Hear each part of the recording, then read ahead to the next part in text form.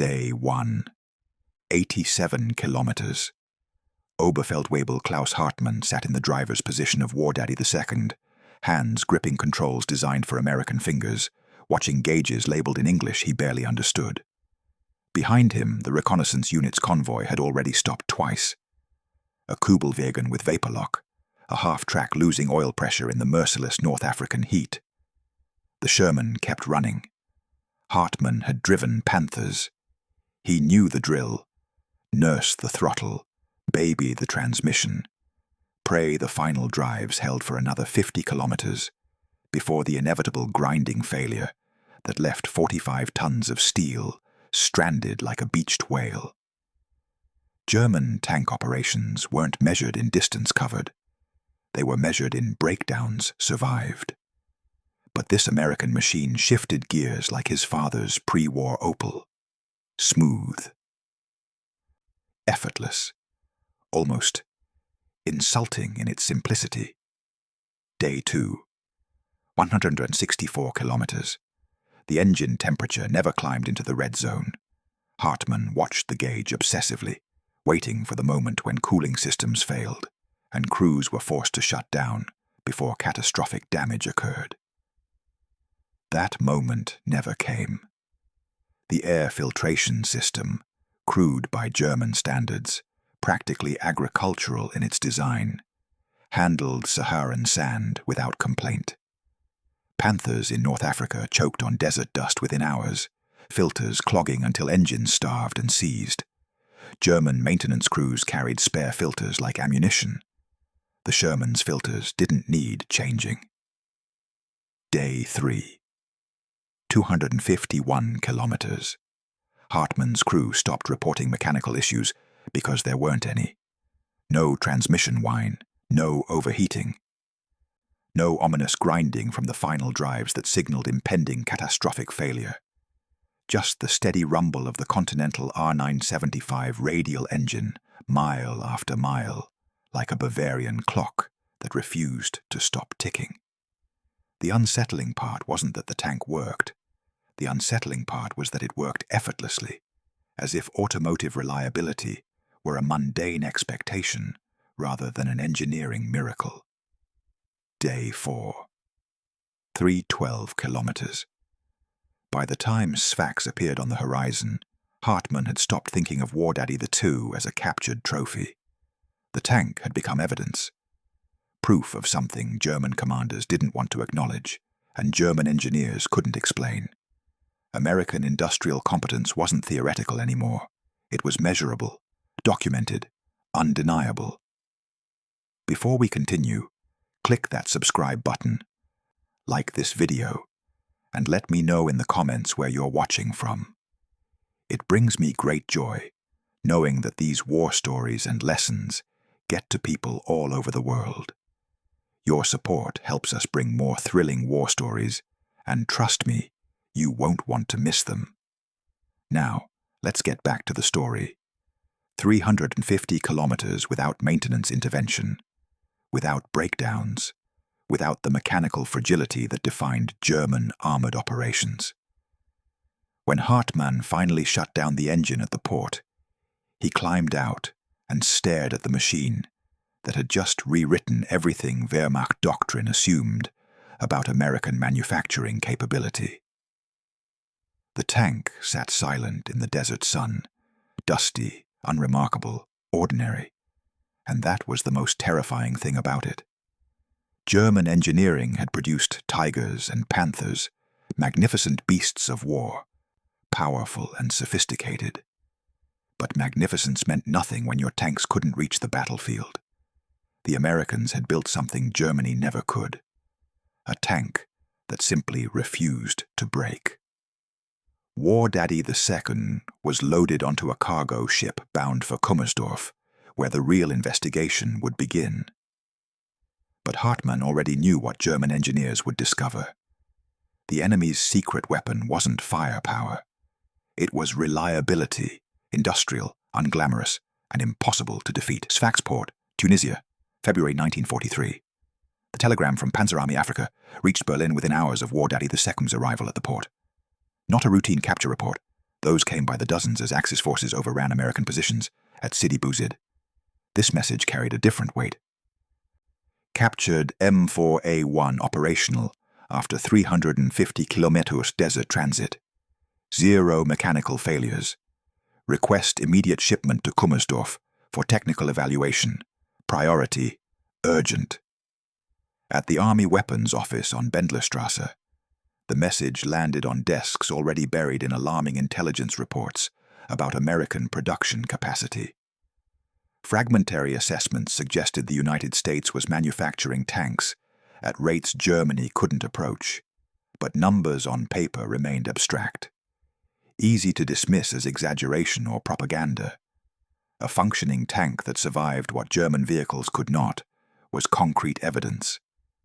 The order went out the same day. War Daddy the Sender would be shipped to the Reich immediately, not as a propaganda showpiece for newsreels, as a technical specimen for Germany's most rigorous automotive engineers. Mediterranean crossing. Late February 1943. The Sherman traveled aboard a cargo vessel through waters increasingly contested by Allied air and naval forces. Wehrmacht logistics officers had routed the shipment through Marseille rather than risking Italian ports under intensifying bombardment. Even in retreat, even facing strategic collapse in North Africa, German command prioritized this single American tank. The journey took 12 days. During that crossing, copies of Hartmann's field report circulated through Wehrmacht technical branches. Engineers at the Panzer Commission read descriptions of synchronized transmissions and herringbone gears with growing unease. These weren't revolutionary technologies. They were standard American automotive practice, commonplace in civilian vehicles since the 1930s. Germany had dismissed such designs as unsuitable for military applications, too loose in tolerances, insufficiently precise, the kind of compromises one expected from a nation that prioritized quantity over quality. Except the compromises worked, and German precision didn't. Kummersdorf, Proving Ground, Brandenburg. March 1943. War Daddy II arrived by rail transport, still bearing its American serial number and the hastily painted German cross. Test engineers swarmed the vehicle immediately, stenciling measurement notations across every surface, photographing components from dozens of angles, preparing documentation protocols for the most comprehensive evaluation German military science could conduct. The Proving Ground at Kummersdorf, 25 kilometers south of Berlin, had analyzed captured Soviet T-34s, British Matildas, and French Char B-1s. Each evaluation had reinforced German confidence. Their enemies built crude machines that compensated for engineering deficiencies with brute simplicity. The Sherman evaluation would follow different paths. Senior engineers scheduled dynamometer tests, endurance trials, metallurgical analysis, and comparative assessments against Germany's newest designs. They would measure everything: power output, fuel efficiency, transmission losses, cooling capacity, gear tooth wear patterns, final drive stress tolerance. They would disassemble this American tank down to individual components, examining construction methods, material choices, and design philosophies. What they would discover over the coming months wouldn't just alarm them. It would fundamentally challenge assumptions about German engineering superiority that had guided Wehrmacht armored doctrine since 1939. But on that first day, as War Daddy the Sender rolled off the rail transport bearing its new German designation, Beutefahrzeug 259, the engineers believed they were studying a curiosity. A well-built curiosity, perhaps, an admirably functional one, not a weapon that had already begun destroying German confidence from within. Kummersdorf Proving Ground, March 1943. The initial inspection proceeded with Prussian methodical precision. Teams of specialists, powertrain engineers, armor metallurgists, weapon systems analysts, descended on War Daddy II with calipers, micrometers, and measuring instruments calibrated to tolerances measured in hundredths of millimeters. They stenciled armor thickness readings across every surface: 51 mm frontal hull, 38 mm side plates, 76 mm gun mantlet, photographed weld beads and casting marks, documented construction techniques that seemed impossibly crude by German standards: cast armor hulls instead of precision-rolled plate, bolted assemblies where German designs demanded welding. The armor provoked professional disdain. Adequate, perhaps, functional, but unrefined.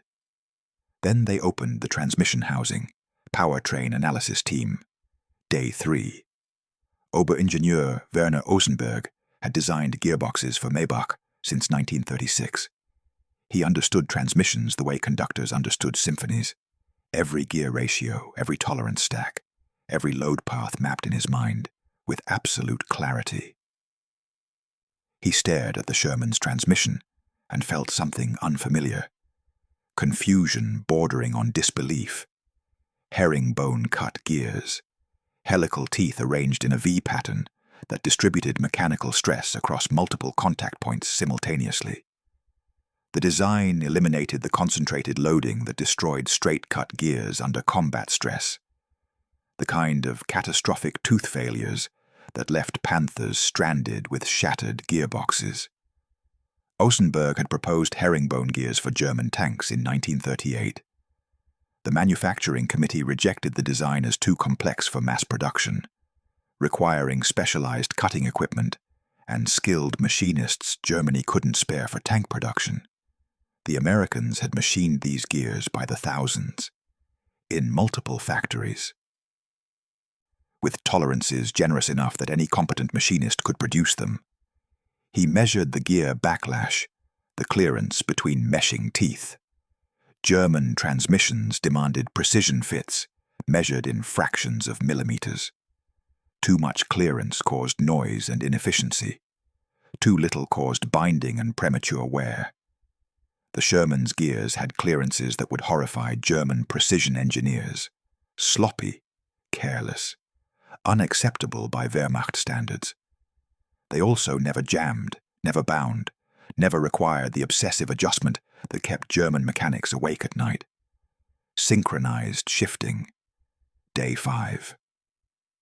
The test driver, a Wehrmacht tanker with 3 years' experience in Panzer IIIs and IVs, climbed into the driver's position and engaged first gear.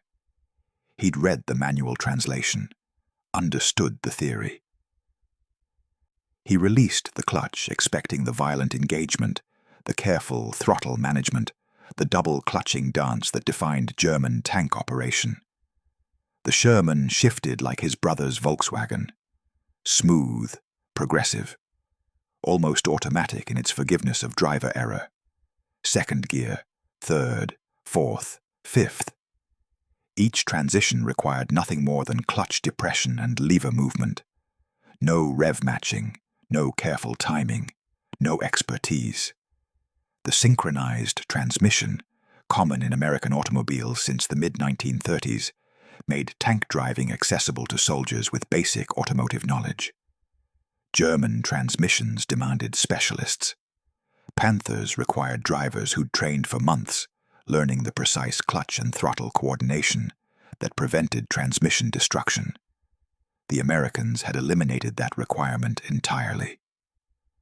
Technical Assessment Report, Day 7. Osenberg compiled his preliminary findings for review by the Panzer Commission. He chose his words carefully, knowing they would circulate through Wehrmacht technical branches and possibly reach Albert Speer's armaments ministry. The American M4 transmission demonstrates automotive engineering maturity that significantly exceeds current German capabilities in several critical areas. Design choices prioritize operational reliability and ease of maintenance over theoretical performance optimization. Manufacturing tolerances that would be considered unacceptable in German precision engineering paradoxically result in superior field durability. He paused before writing the next sentence, then wrote it anyway. We cannot currently replicate this transmission at scale. The first crack had appeared in German engineering confidence. Others would follow. Kummersdorf test track, April 1943.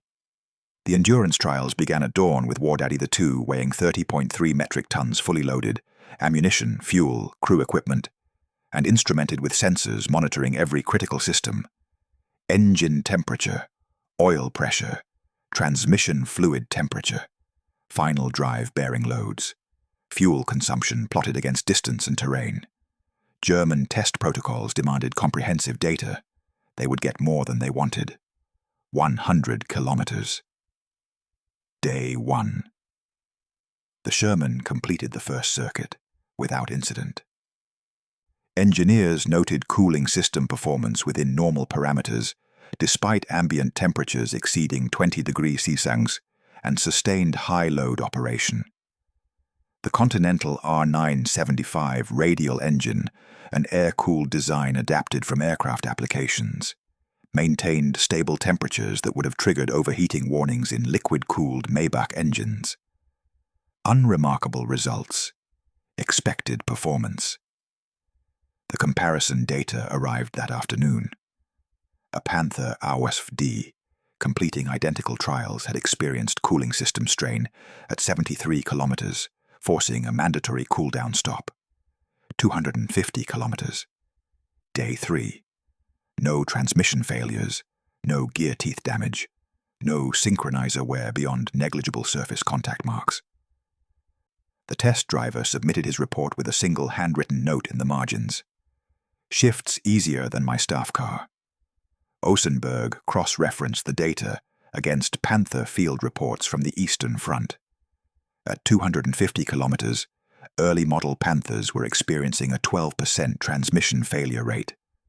The failures followed predictable patterns: shattered gear teeth from missed shifts, burned synchronizers from driver error, housing cracks from stress concentrations. War Daddy II showed none of these failure modes. The transmission that German engineers had dismissed as crude and unsophisticated was simply refusing to break. 500 kilometers. Week 2. Engineers disassembled the final drives, expecting to find wear patterns, stress indicators, early-stage failure signatures.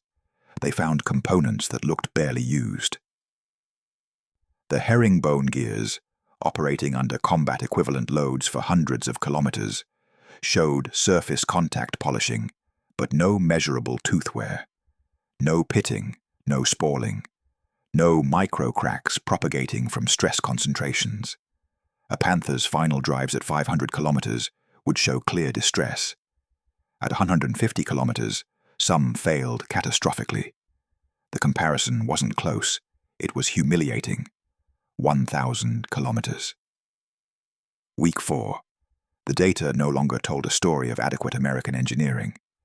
It told a story of German doctrine built on fundamentally flawed assumptions. Precision tolerances that demanded expert maintenance didn't produce superior reliability. They produced fragility. Tight clearances that maximized theoretical efficiency created systems that failed under real-world conditions. Designs optimized for performance on proving grounds collapsed in field operations.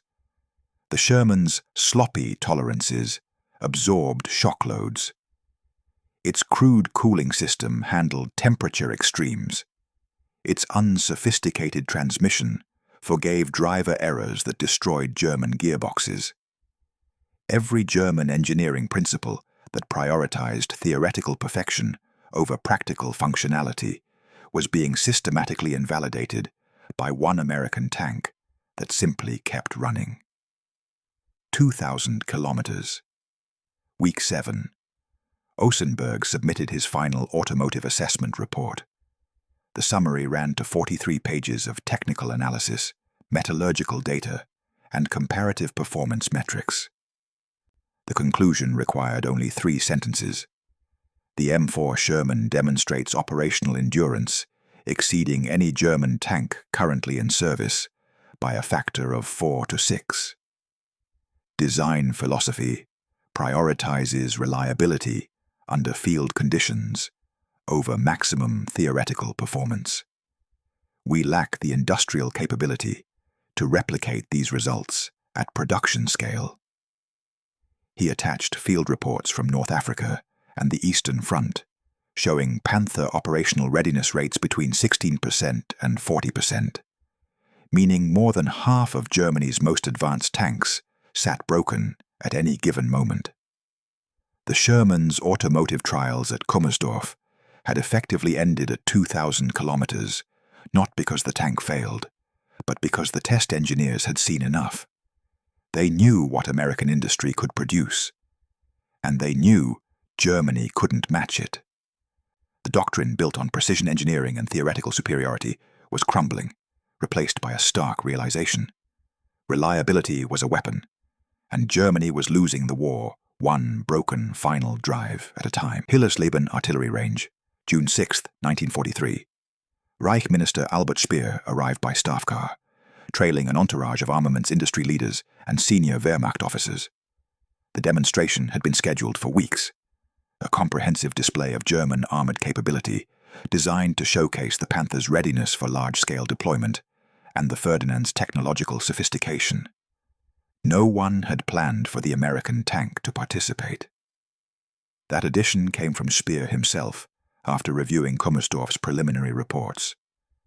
He wanted to see what German industry was competing against. The test hill rose at a 35-degree gradient, steep enough to stress powertrains and challenge traction, representative of terrain German armor would face in the Carpathians and Italian Apennines. Recovery vehicles waited at the base, their crews relaxed, expecting routine operations. They would earn their pay today. Test 1. M4A1 Sherman. War Daddy II approached the slope at moderate speed, the Continental radial engine settling into a steady roar as the driver downshifted smoothly through the synchronized transmission. Second gear, first gear, clutch engagement, progressive and controlled. The Sherman climbed. No wheel spin, no lurching, no transmission protest.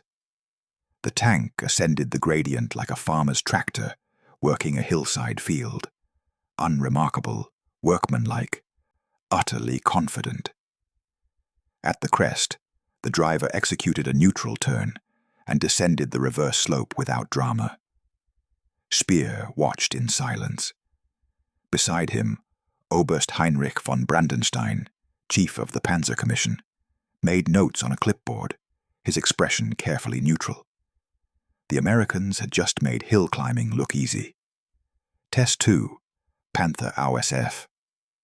D Germany's newest medium tank, 45 tons of sophisticated engineering, 700 horsepower Maybach engine, technically superior in every measurable category to the Sherman, approached the same slope. The driver engaged first gear. The Maybach roared, the Panther surged forward, and struggled. The more powerful engine compensated for transmission inefficiency and weight distribution problems, but barely. The tank climbed through sheer brute force, tracks churning, engine laboring at maximum output, the driver fighting steering that grew increasingly unresponsive as the gradient steepened. The Panther crested the hill, technically successful, but anyone watching knew they'd witnessed something close to mechanical distress. Von Brandenstein stopped writing. Speer's jaw tightened. Test 3. Ferdinand Tank Destroyer. 65 tons. Electric transmission, the most advanced propulsion system Germany had engineered for armored vehicles. Designed by none other than Ferdinand Porsche, representing the pinnacle of German technical innovation. The Ferdinand approached the slope with ponderous momentum, its Maybach engines feeding power to electric motors that drove the tracks. The system promised infinite variable speed control, superior to any mechanical transmission. Halfway up the incline, the electric motors overheated. The Ferdinand stopped. Dead.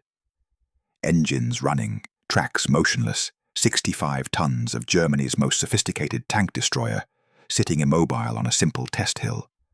Recovery crews scrambled, officers shouted. The driver attempted restarts while electrical systems cooled, but the damage to German prestige was already complete. Speer stood watching the recovery operation, his face betraying nothing. But those who knew him recognized the anger beneath the surface, not at the crews, but at the system that had produced this humiliation before dozens of witnesses.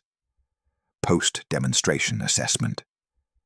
In his memoirs years later, Speer would write carefully about Sherman capabilities observed during his October 1944 inspection tour of Italy. He would note favorable cross-country mobility reports. He would acknowledge the Sherman's power-to-weight advantages. What he wouldn't write. On June 6, 1943, he watched a captured American tank effortlessly climb a hill that nearly defeated Germany's best medium tank and completely stopped their most advanced tank destroyer.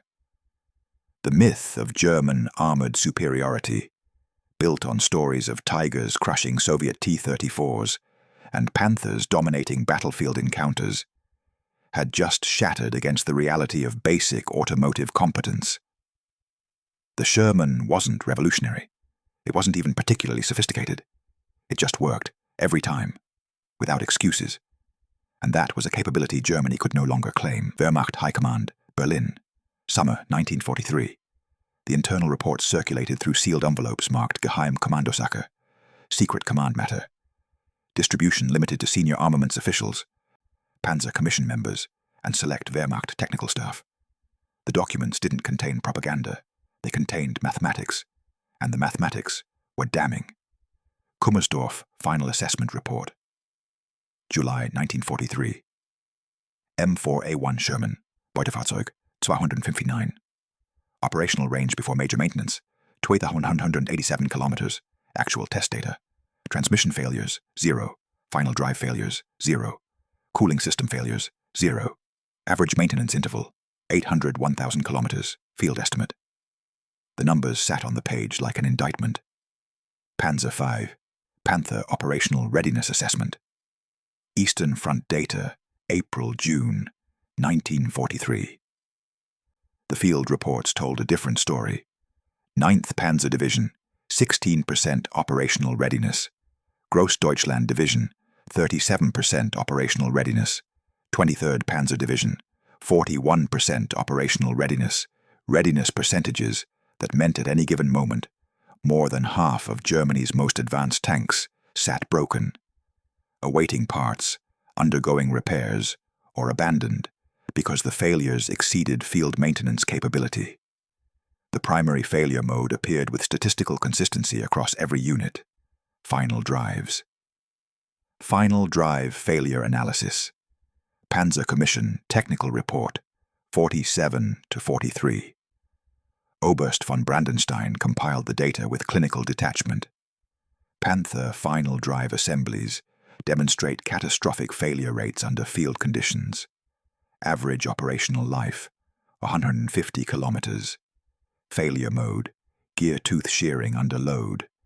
Housing fracture from stress concentration, bearing seizure from inadequate lubrication pathways. 150 kilometers. Barely enough to reach the front from rear assembly areas. Some units reported failures at under 100 kilometers, tanks breaking down before they ever saw combat. The report continued. Contributing factors include inadequate gear design inherited from Tiger Waffen program, insufficient housing strength for 45-ton vehicle weight, precision tolerances incompatible with field maintenance capabilities, manufacturing quality degradation from bomber disruption of specialized production facilities. The Americans had solved these problems with herringbone gears and forgiving tolerances. Germany had created them through over-engineering and impossible precision demands. Comparative analysis, August 1943. Someone, the signature was redacted in surviving copies, compiled a comparison table that stripped away technical language and left only brutal truth. Metric M4 Sherman Panther OSF. D operational range 2,000 plus, kilo 150, 200 km. Transmission MTBF 2,000 km, 400, 600 km. Final drive. MTBF 2,000 km, 100, 150 km. Field maintenance. Minimal tools, specialized equipment. Operational readiness, 85-90%, estimated, 16-40%, documented. The table circulated through Armaments Ministry offices without comment. None was needed. Strategic Implication Assessment. September 1943. The final section of the classified reports addressed the question no one wanted to answer. Can German industry replicate American automotive reliability standards?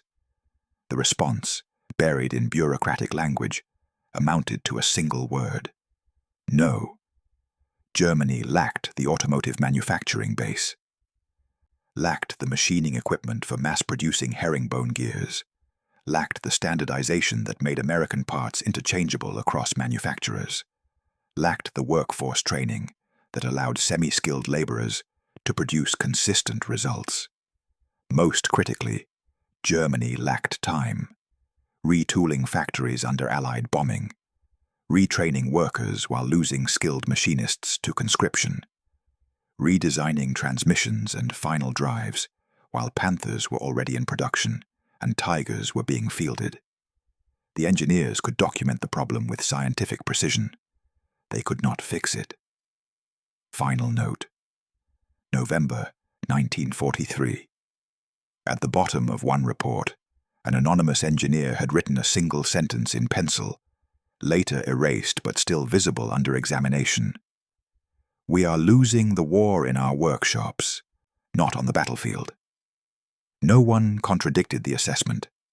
The mathematics had already proven it true. Eastern Front, winter, 1943-44. The first captured Shermans entered German service out of necessity, not preference. Soviet Lend-Lease deliveries had put hundreds of M4A2 diesels into Red Army tank brigades, and Wehrmacht recovery crews salvaged what they could from battlefields where German armor lay broken alongside their enemies. The crews who inherited these machines expected temporary substitutes, stopgaps until proper German tanks arrived. They got something else entirely. Panzer Regiment 23, Ukraine, January 1944. Feldwebel Ernst Baer had commanded Panthers for 8 months. He'd also spent half that time waiting for repairs, watching mechanics curse final drives that shattered like porcelain, transmissions that required complete replacement after 200 kilometers, cooling systems that boiled over in summer and froze solid in winter. When his company received 3 captured Shermans, hastily repainted with German crosses and designated Beutepanzer, Baer drew the first one with resignation. 2 weeks later, he refused to give it back. The Sherman ran, every day, through mud that swallowed Panthers axle deep, through cold that froze German diesel fuel into sludge. The Continental radial started reliably, shifted smoothly, and never left Baer stranded waiting for recovery vehicles that might never arrive. His crew nicknamed it Zuverlässig, dependable. The name spread. Other German units operating captured Shermans adopted similar monikers, always emphasizing the one quality German tanks catastrophically lacked. Maintenance reports, spring 1944. Wehrmacht field maintenance officers documented the phenomenon with growing unease. Crews operating captured American M4 tanks report significantly reduced maintenance requirements compared to Panther and Tiger tanks. Soldiers express preference for continued Sherman operation despite availability of German replacement vehicles. The reports included crew testimony that read like confessions. The American tank requires only basic service, fuel, oil, track tension. Our Panthers demand constant attention and still break. I would rather fight in a Sherman that runs than a Panther that doesn't. The enemy builds better tanks than we do. That final admission, appearing in multiple independent reports, represented a psychological collapse of German armored confidence more damaging than any battlefield defeat. 3rd Panzer Division, Poland, summer 1944. Hauptmann Friedrich Weber commanded a mixed company, 4 Panthers, 3 captured Shermans, 2 Panzerabweis. On paper, the Panthers represented superior combat power, better armor, better guns, better performance specifications. On the battlefield, Weber deployed the Shermans as his primary maneuver element. The Panthers stayed in reserve, preserved for critical engagements, because Weber couldn't risk them breaking down during routine operations. The Shermans he drove hard, knowing they'd absorb the punishment and keep functioning. When headquarters questioned his tactical decisions, Weber's response was blunt. "I can fight with tanks that work. I cannot fight with tanks awaiting parts."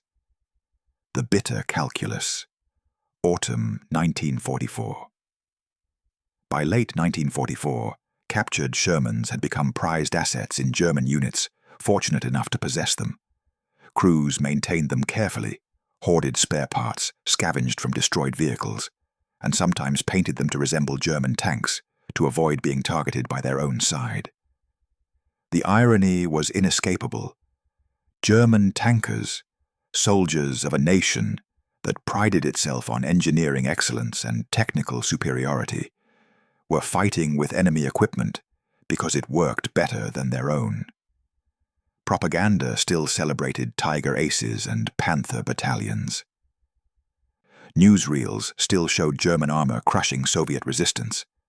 But in field workshops across occupied Europe, mechanics were cannibalizing broken Panthers to keep Shermans running. The admission didn't require words. The choice spoke for itself. Final testimony. December 1944. A letter from an anonymous Panzer officer, intercepted by British intelligence and preserved in archives. "We have become mechanics for American machines. Our Tigers sit silent, magnificent and useless. The Shermans keep fighting. This is how empires fall, not in glorious defeat, but in the humiliating realization that the enemy simply built things that work." The war would continue for 5 more months, but the psychological defeat, the collapse of German engineering confidence, was already complete. Germany, 1944. The collapse began in the factories before it reached the front. Allied bombers struck Friedrichshafen in April, obliterating Maybach engine production facilities. Zahnradfabrik in Passau, the sole supplier of Panther final drives, took catastrophic damage in June. Precision machining centers across the Ruhr Valley burned under incendiary raids that turned specialized tooling into slag. German armor production didn't stop. It metastasized into something worse than failure. It produced tanks that couldn't fight. Quality control breakdown. Summer 1944. The statistics arrived at Armaments Ministry offices in weekly cascades of grim data. Panther final drive failures. 347 documented cases. June 1944. Tiger transmission replacements. 89% increase over previous quarter. Operational readiness. All Panzer divisions. 31% average. The numbers hid a more disturbing reality. Slave laborers, forced workers from occupied territories, had begun systematic sabotage. Bearings assembled with abrasive grit. Gear teeth machined fractionally out of tolerance. Heat treatments deliberately botched. The sabotage was undetectable during factory inspection. It revealed itself at 50 kilometers, at 100 kilometers, at the moment when final drives shattered under combat loads and stranded 45-ton vehicles in fields where recovery was impossible. Field reports. Autumn 1944. From commanders across collapsing fronts, the messages came with desperate consistency. 16th Panzer Division reports 67% of Panthers non-operational due to final drive failures. No spare parts available. Request immediate resupply. Großdeutschland, 12 Panthers abandoned during withdrawal. All mechanical failures, enemy captured intact. 9th Panzer. Crews refusing to operate Panthers beyond 30 km from repair facilities. Morale catastrophic. Some tanks broke down before reaching the front. Others failed during their first tactical movement. A few, the lucky ones, managed 100 kilometers before final drives disintegrated. The Wehrmacht was fielding an armored force that couldn't drive to battle. The Mathematics of Collapse. December 1944. The Panzer Commission compiled the final accounting. Total Panther final drive failures. 1944. 1-47 documented. Average operational life. 93 kilometers. Percentage of Panthers abandoned due to mechanical failure versus combat loss. 64% mechanical, 64%. Nearly two-thirds of Germany's most sophisticated medium tank lost not to enemy action, but to engineering failure, compounded by industrial collapse. Meanwhile, across the same battlefields, Shermans kept running. American Shermans with the 2nd and 3rd Armored Divisions, averaging 801,000 kilometers between major maintenance. British Shermans in the 7th Armored Division, praised by crews for reliability under brutal conditions. Soviet Shermans, diesels delivered through Lend-Lease, operating in Guards tank armies that drove from Poland to Berlin. The same design, the same automotive philosophy, different flags, same result. They worked. The final humiliation. January 1945. Near Koblenz, a German recovery unit found a Panther abandoned by its crew, intact and fully armed. The final drive had failed at 47 kilometers, less distance than from the factory to the front. 50 meters away sat a destroyed Sherman, burned out after taking 3 Panther rounds during the engagement that had stranded the German tank. The Sherman had driven 200 kilometers before it died in combat. The Panther had driven 47 before it died of mechanical failure. Endgame. By February 1945, German armored units were rationing movement. Panthers moved only when absolutely necessary, preserved like museum pieces, too fragile for actual use. Some commanders ordered their tanks towed to defensive positions by half-tracks to save final drives for the battle itself. The final drives failed anyway. In workshops across shrinking German territory, mechanics salvaged parts from 3 broken Panthers to build 1 functional vehicle. The Frankenstein machines lasted days. American, British, and Soviet Shermans, despised by their own crews, mocked as inferior, rolled forward across Europe. Reliable, unglamorous, unstoppable. Germany had lost the war in its factories, one shattered final drive at a time. Berlin. March 1945. The Panzer Commission's final technical assessment arrived on desks already covered with evacuation orders and contingency plans for government relocation. The document bore the clinical title Abschlussbericht über Panzerkampfwagen V. Panther. Technische Zuverlässigkeit und Einsatzbereitschaft 1941-1944. Final Report on Panzer V. Panther. Technical Reliability and Operational Readiness 1943-1945. Buried in 63 pages of engineering analysis, metallurgical assessments, and field data compilations, one sentence captured the totality of German armored failure. Ordnungsmäßige Nutzung war unmöglich. Orderly utilization was impossible. Not orderly deployment, not orderly maintenance, not orderly operation. Orderly utilization, the basic expectation that tanks could be used as tanks, moved from place to place, employed in combat, recovered afterward, and returned to service. That fundamental capability, the baseline requirement for armored warfare, had become impossible. The admission. The Commission didn't traffic in euphemisms. The data demanded clarity. Mechanical reliability of Panzerkampfwagen 5 has degraded to levels incompatible with sustained combat operations. Final drive failure rates exceed 70% before 150-kilometer operational threshold. Transmission replacement intervals average 200-300 kilometers under field conditions. Engine cooling system failures render 40% of units non-operational in summer months. Primary limiting factor in Panther employment is not enemy action, but mechanical attrition. Units consistently report higher losses to breakdown than to combat. Recovery operations cannot keep pace with failure rates. Strategic mobility effectively zero.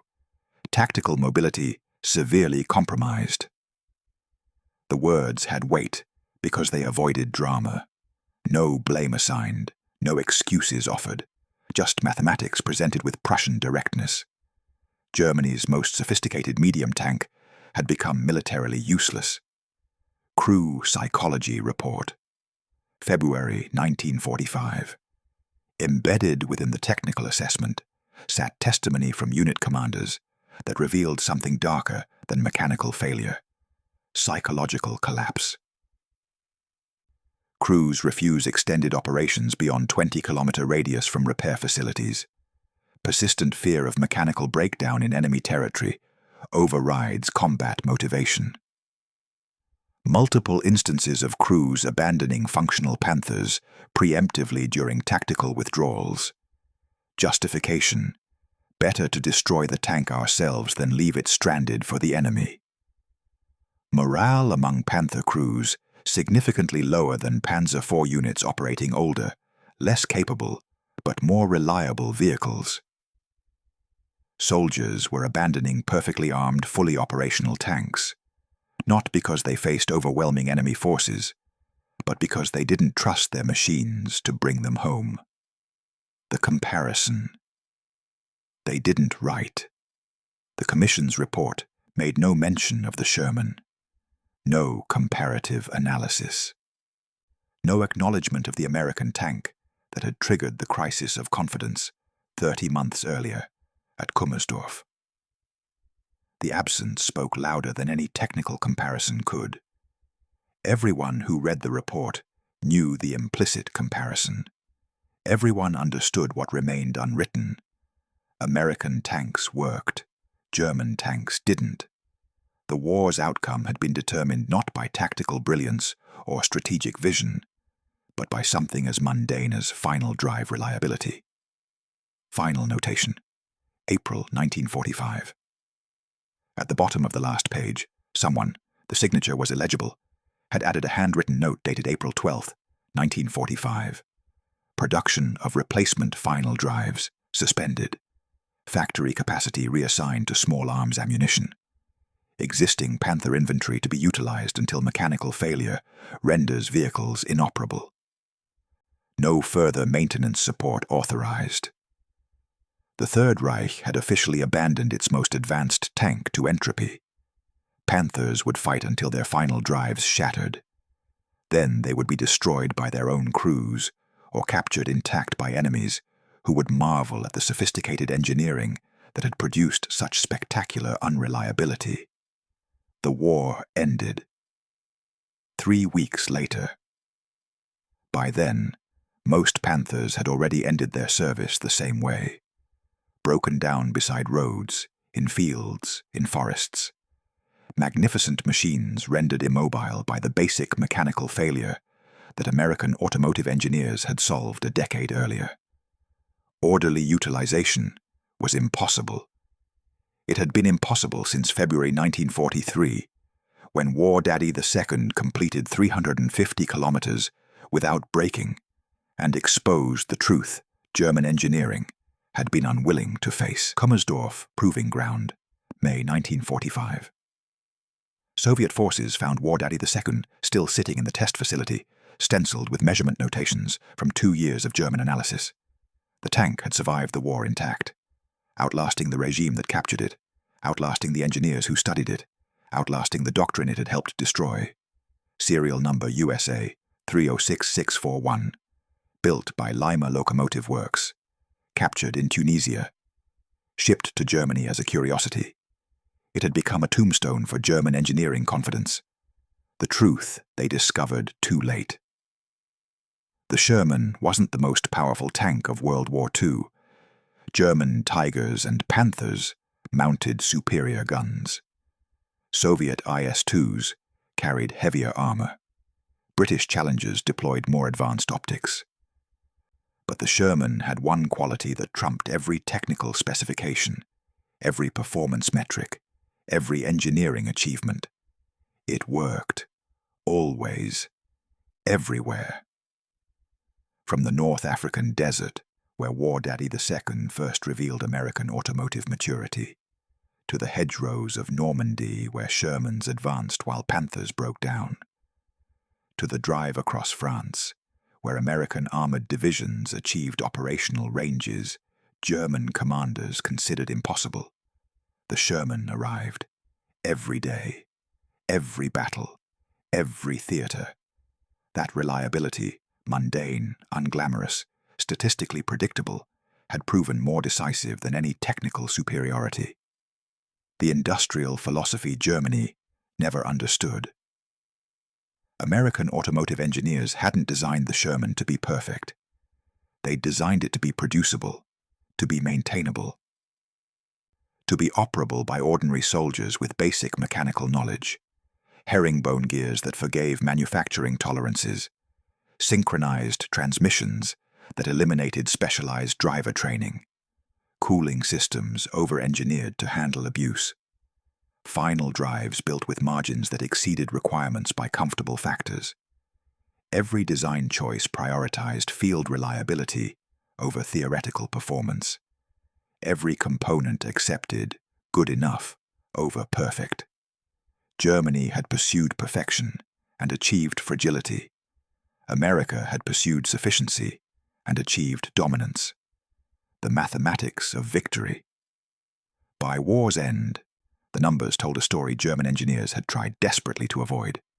Shermans produced 49,234. Panthers produced 6,000. Sherman operational readiness 85-90%. Panther operational readiness 16-40% production multiplied by reliability equaled battlefield presence. And battlefield presence, tanks that actually reached combat and returned afterward, determined victory. Germany could build sophisticated machines, but sophistication without reliability meant building expensive trophies for enemy forces to capture intact. What War Daddy 2 represented. That single Sherman, driven 350 kilometers across hostile desert, tested for 2,000 plus kilometers at Kummersdorf, analyzed by Germany's finest engineers, had exposed the foundational flaw in German armored warfare doctrine. Power without reliability was theater. Precision without durability was waste.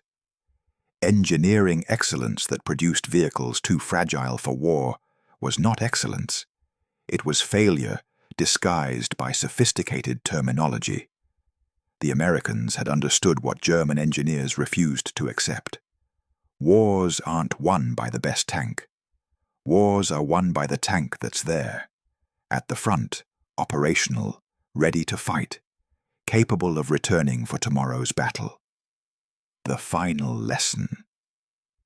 Decades later, military historians would debate Sherman combat effectiveness, armor vulnerability, firepower inadequacy. They would calculate loss ratios, analyze tactical deployments, argue about design compromises. But the soldiers who fought in Shermans knew a simpler truth. Their tanks started every morning, drove to battle without braking, brought them home afterward. That reliability, boring, predictable, utterly dependable, had been worth more than all the technical sophistication Germany could engineer.